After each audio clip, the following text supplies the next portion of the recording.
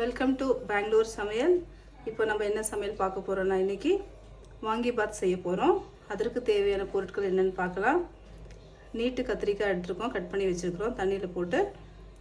பச்சை பட்டாணி எடுத்து வச்சுருக்கிறோம், இஞ்சி பூண்டு விழுது, உப்பு, மிளகாய் பொடி, வாங்கிபாத் பவுட்ரு, தக்காளி, 2 பச்சை மிளகாய் எடுத்துருக்குறோம்.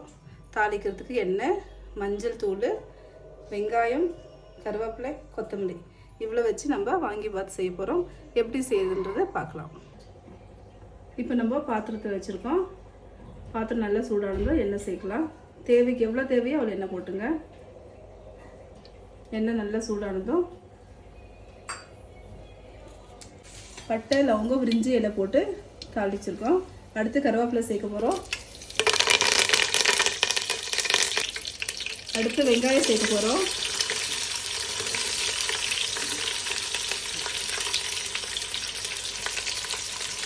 இப்போ கொஞ்சம் ஃப்ரை பண்ணுவோம். 3 பெரிய வெங்காயம் நாங்கள் எடுத்துருக்குறோம். உங்கள் தேவைக்கு நீங்கள் எடுத்துக்கோங்க.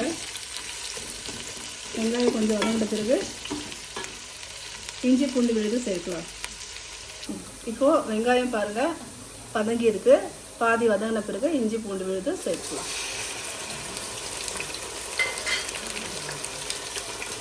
நல்லா மிக்ஸ் பண்ணி கொடுக்கலாம், பச்சை வாசனை போகிற வரைக்கும்.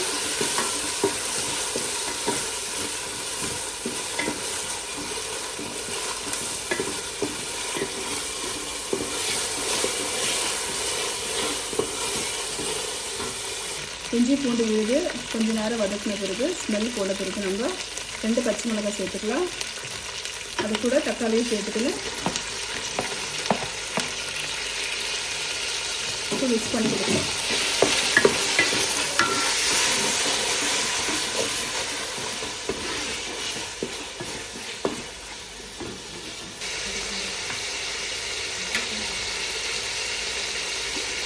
இப்போ தக்காளி நல்லபடியாக ஸ்மாஷ் ஆகிட்டு நம்ம கொஞ்சம் உப்பு சேர்த்துக்கலாம்.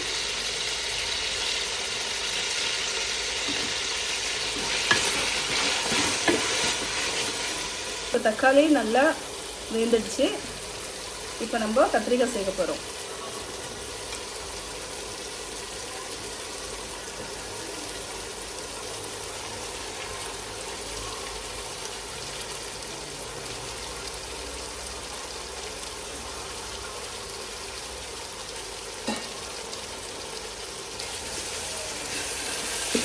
இப்போ நம்ம நல்லா மிக்ஸ் பண்ணி கொடுக்கலாம்.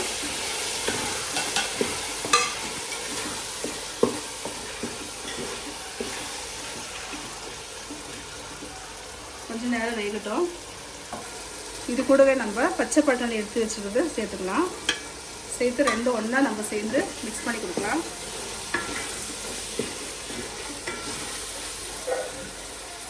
இது கொஞ்சம் நேரம் வேக விடுவோம். இப்போ நம்ம அதுக்கு தேவையான மசாலா தண்ணியில் போட்டு மிக்ஸ் பண்ணிக்க போகிறோம். என்னென்னா வாங்கிபாத் பவுட்ரு எடுத்து வச்சுருக்கோம். அதில் காரம் கம்மியாக இருக்கிறதுனால மிளகாய் தூள் பவுட்ரு 2 ஸ்பூன் எடுத்து இதில் போட்டு தண்ணி போட்டு நம்ம நல்லா கரைச்சி அந்த வாங்கிபாத்தில் சேர்க்க போகிறோம்.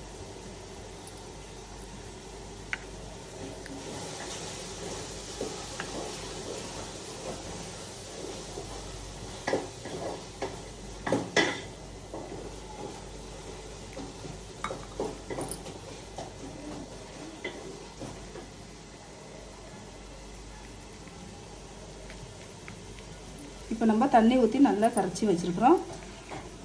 இதை இப்போது கத்திரிக்காயும் பட்டாணியும் நல்லா வேந்த பிறகு இதை போட்டு அதோட கூட மிக்ஸ் பண்ணுவோம். இதான் நம்ம கொஞ்சம் மஞ்சள் தூள் சேர்த்துக்கலாம்.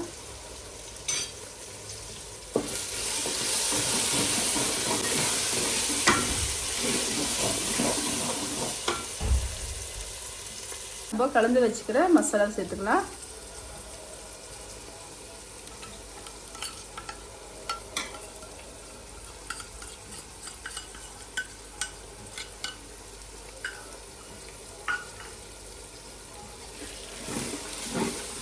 நல்லா கலந்து கொடுக்கலாம்.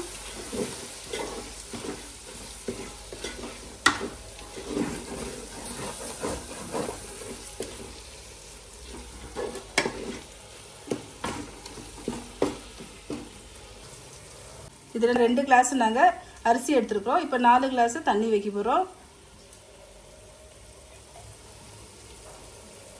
தண்ணி நாங்கள் சூடு பண்ணி எடுத்து வச்சுருக்குறோம்.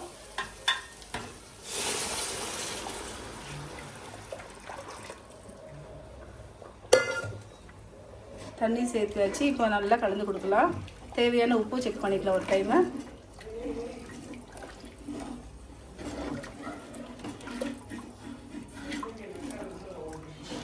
தண்ணி கொதித்த பிறகு நம்ம அரிசி சேர்த்துக்கலாம். தண்ணி நல்லா கொதிச்சிச்சு. இப்போ அரிசி சேர்த்துக்கலாம்.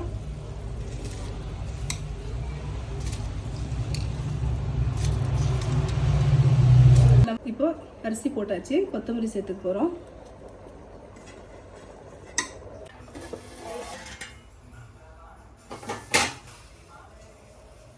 இப்போ பாருங்கள், வாங்கி பார்த்து நம்ம செஞ்சாச்சு, ரெடி ஆகிடுச்சு.